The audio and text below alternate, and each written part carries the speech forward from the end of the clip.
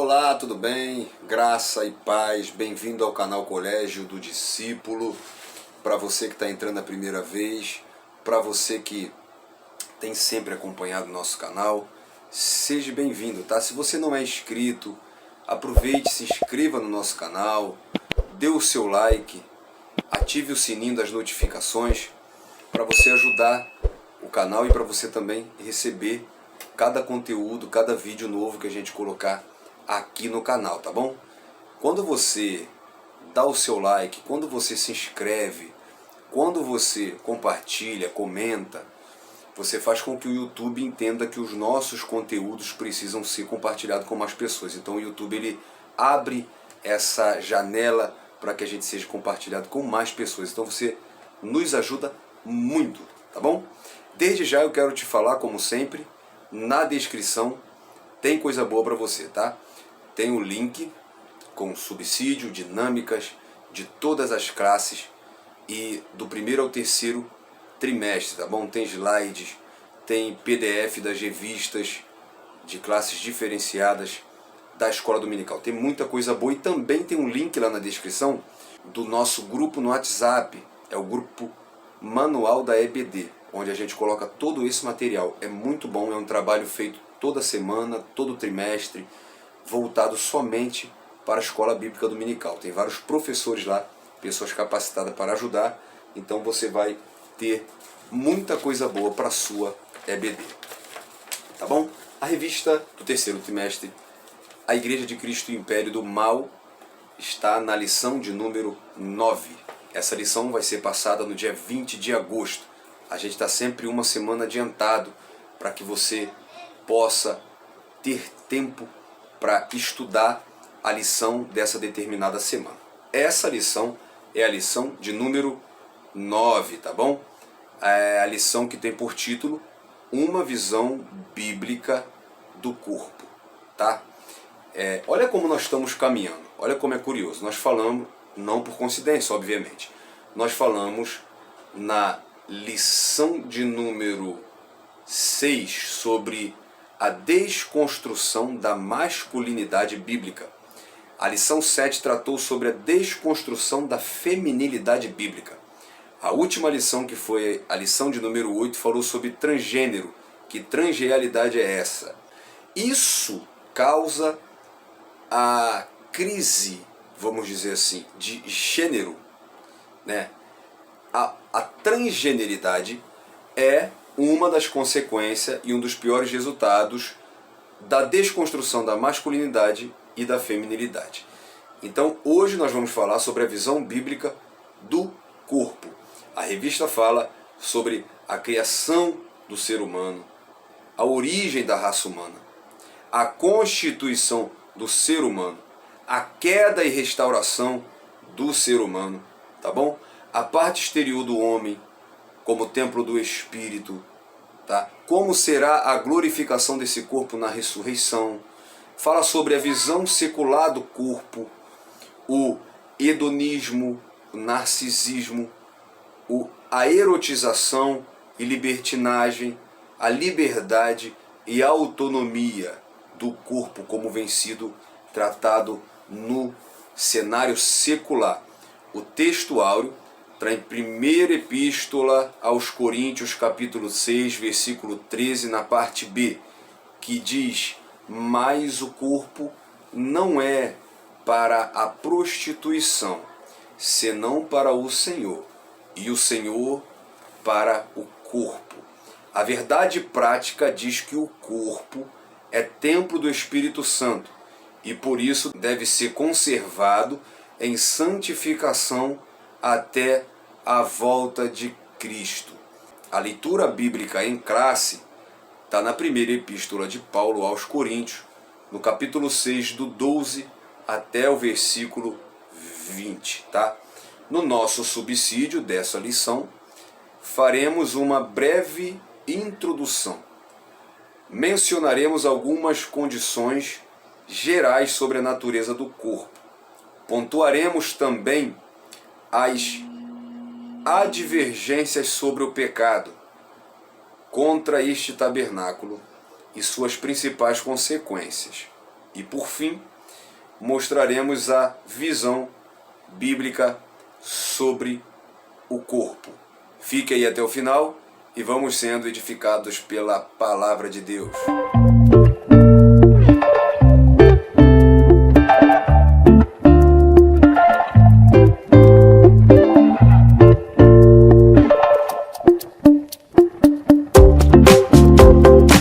Jesus disse em João capítulo 2, versículo 19: se destruírem este templo, em 3 dias eu o reedificarei. Destruíram, e ele o reedificou. Jesus não falava do templo físico, do templo parede construído por Herodes. No versículo 21, João diz que ele falava de seu próprio corpo. Somos templos? Como nós somos templo? Eu costumo dizer que o corpo é uma casa com 2 janelas, uma para fora e uma para dentro. Essa janela para fora é a janela que se chama alma, é o que nos permite a ter relação com o mundo exterior, é o que nos dá sensação, é o que nos dá prazer, é o que nos faz se relacionarmos uns com os outros e com o mundo. A janela que olha para dentro é o espírito, que é onde nos faz nos relacionarmos com Deus. Essas 2 substâncias imateriais residem dentro desse corpo. Então o corpo é a casa aonde a alma e o espírito habitam no homem, tá? Vamos ver as considerações gerais sobre a natureza do corpo. A definição do termo corpo, tá? A definição básica de corpo é estrutura física e material que juntamente com a alma e o espírito compõe o homem. O corpo é apenas a parte tangível, visível e temporal do homem, tá? A gente vê isso em 2 Coríntios, no capítulo de número 4, no versículo de número 7. Temos, porém, esse tesouro em vasos de barro. Como servos de Deus, temos a obrigação de cuidar muito bem do nosso corpo, pois ele é o templo do Espírito Santo e, além disso, é desejo do Pai que desfrutemos de boa saúde física, mental e espiritual. A mordomia do corpo implica reconhecer que o mesmo é de Deus e deve ser conservado santo e agradável. E Paulo diz em Romanos 12, no versículo 1, amados, rogo-vos pela compaixão de Cristo que apresentei os vossos corpos em sacrifícios vivo, puro e agradável a Deus. A estrutura do corpo humano. O corpo é a parte, na verdade, que se separa na morte física. A Bíblia relata a criação do corpo como ser humano. Gênesis 1, 26. A estrutura humana releva uma complexidade que a teoria da evolução jamais explicará. A Bíblia declara que Deus fez o homem do pó da terra. Gênesis 2,7. Paulo também diz em 1 Coríntios 15, 47 ao 48. O corpo é importante, pois Deus o ressuscitará. 1 Coríntios 15. Ele é o invólucro do espírito e da alma. É a parte física da constituição humana. O homem exterior que se corrompe, ou seja, envelhece e é mortal, como Paulo fala na segunda epístola aos Coríntios, capítulo 4, no versículo 16. O homem é carne como criatura perecível. 1 de Pedro, capítulo 1, versículo 24. Tá? A ciência afirma que o corpo é construído de vários elementos químicos terrígenos, tá? Ou seja, os mesmos elementos químicos que tem na terra, também tem no homem, como cálcio, carbono, cloro, flúor, hidrogênio, iodo, ferro, magnésio, manganês, nitrogênio, oxigênio, fósforo, potássio, silicone, sódio e sulfur. Tá? Juntos eles não ultrapassam 6% de todo o corpo e o restante é composto de água, carbono e gases, concordando assim com o relato bíblico quanto à construção do corpo humano. Tá bom? Vamos ver aqui. Ilustrações tipológicas da natureza material do corpo. A dimensão material do corpo revela uma obra maravilhosa. A estrutura do corpo, o arquiteto que o planejou. Podemos, de maneira metafórica, dizer que o corpo é comparado aos seguintes tipos: tabernáculo ou tenda, 2 Coríntios 5:1. Esses textos referem-se ao corpo como algo provisório, assim como o tabernáculo para Israel, em sua peregrinação pelo deserto, era provisório. Templo de Deus, 1 Coríntios 6,19. Aqui o termo templo faz alusão à adoração e que devemos prestar a Deus por intermédio do nosso corpo uma adoração. Salmo 103, verso 1. Também é chamado de vaso de barro, 2 Timóteo 2, do 20 ao 21. Essa designação tem o objetivo de mostrar a fragilidade do nosso corpo e também destacar a importância desses vasos para a obra de Deus. Tá bom? Então vamos ver advertências sobre o pecado contra o corpo. A Bíblia faz advertência sobre o mau uso da visão. Jesus falou que os olhos são a candeia do corpo em Mateus 6,22. Portanto, devemos cuidar dos olhos para que sejam luz e não trevas, ele diz no versículo 23. As pessoas são induzidas a pecar através da concupiscência dos olhos. 1 João 2,16. Concupiscência é a força de desejo impuro e lascívio despertado através do que se vê. É pela visão de algo proibido que muitas vezes pessoas pecam com seu tabernáculo, desonrando-o com adultério, fornicação, a imoralidade sexual, o furto e entre outras coisas. Tá? A Bíblia fala de olhos altivos, Provérbios 6,17, olhos malignos, Provérbios 23, versículo 6, o olho mau, como eu já disse, Mateus 6,23, olhos zombeteiros, lá em Provérbios 30, no versículo 17, olhos cheios de adultério, primeira epístola de Pedro, capítulo 2, no versículo 14. Mas a Bíblia não fala só dos olhos, mas também fala do mau uso do paladar e do olfato. O olfato e o paladar são faculdades físicas ligadas aos instintos naturais da satisfação, da fome e sede, os quais também podem se tornar condutores de pecado contra o corpo. Os pecadores de glutonaria e embriaguez são estimulados pelo paladar. Lucas, lá no capítulo 21, no versículo 34. Quando o paladar está sobre a força do poder do pecado, o homem perde o controle desse instinto natural de vida e acaba pecando por meio desses instintos. A Bíblia também fala do mau uso do tato. Tem gente botando a mão onde não deve. O mordomo cristão deve administrar tanto os pés como as mãos para a glória do Senhor. Nenhum órgão do corpo pratica qualquer ato por si mesmo, porque todos são comandados pela mente.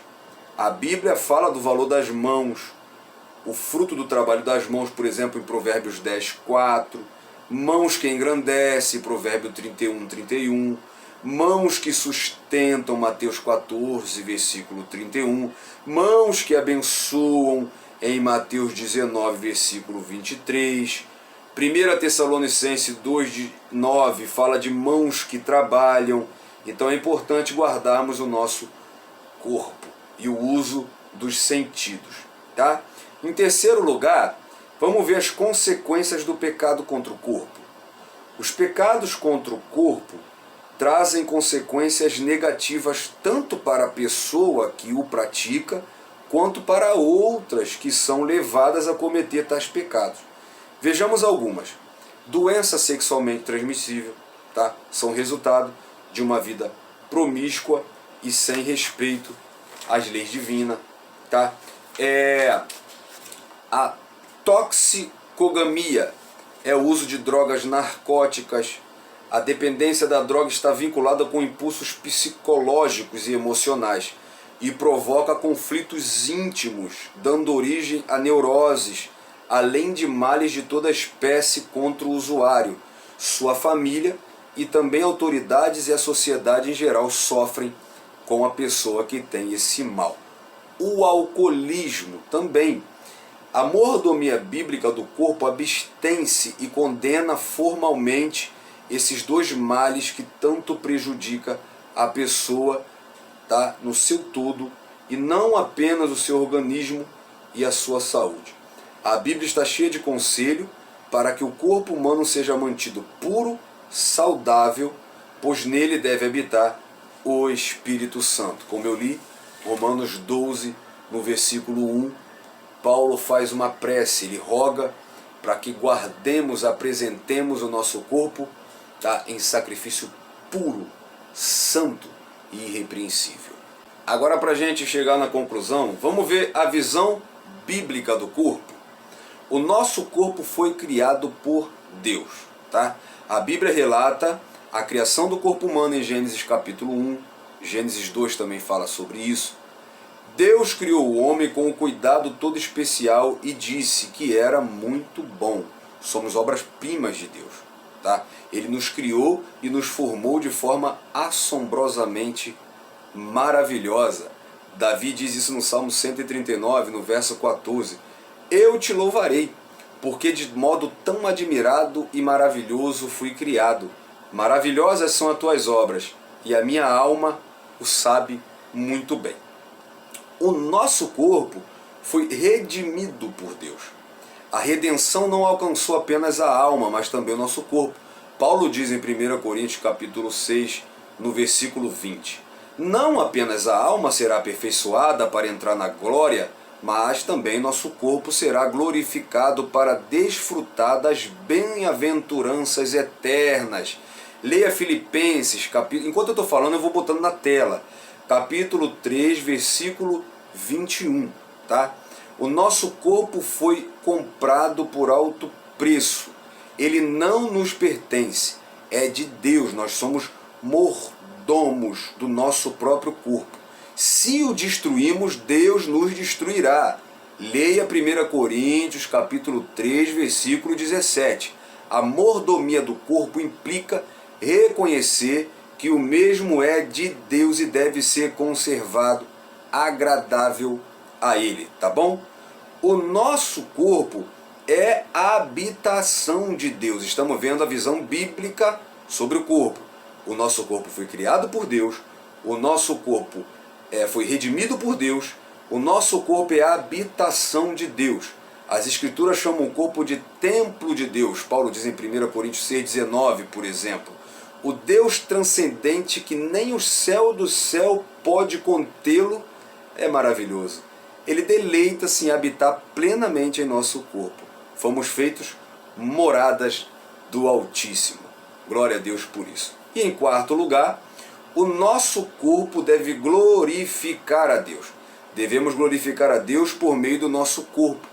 1 Tessalonicenses 5,23 diz que devemos manter conservado corpo, alma e espírito, né? Na ordem que Paulo usa, espírito, alma e corpo. A salvação que Deus nos deu em Jesus não apenas trouxe bênção para a nossa alma e espírito, mas também para o corpo físico. O mundo apresenta o corpo como um objeto de realização visual, satisfação dos desejos carnais e outras práticas mundanas malignas e egoístas.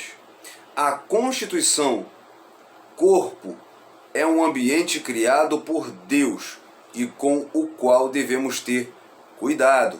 Filipenses capítulo 1, versículo 20 diz que Cristo será tanto agora como sempre engrandecido no meu corpo, seja pela vida ou pela morte, tá bom? O nosso corpo deve ser consagrado a Deus. Nós fomos remidos e comprados por alto preço. Precisamos agora glorificar a Deus em nosso corpo. Devemos dedicar inteiramente o nosso corpo a Deus, como eu já li, Romanos 12, versículo 1 e 2.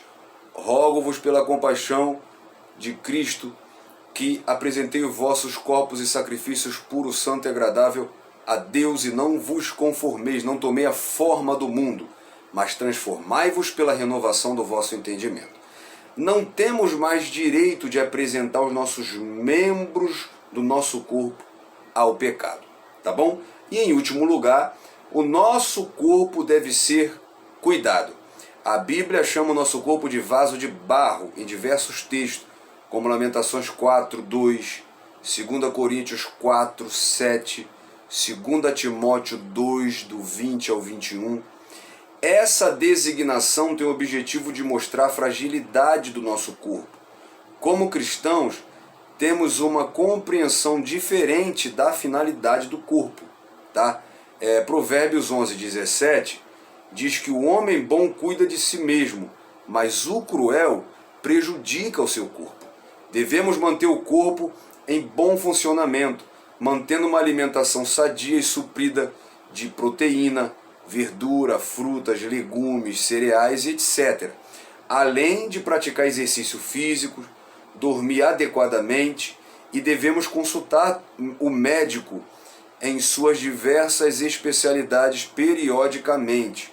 Como mordomos, devemos cuidar bem do corpo, tendo cuidado com o que consumimos, se exercitando com moderação. Paulo manda Timóteo fazer isso lá em 1 Timóteo 4, do 6 ao 8, e permitindo que o homem descanse.